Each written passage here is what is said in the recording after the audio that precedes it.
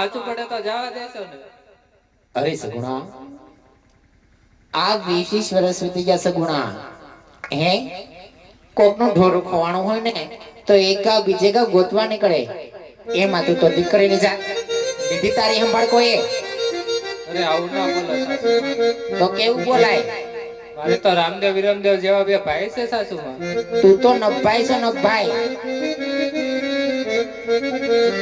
અરે સગુણા,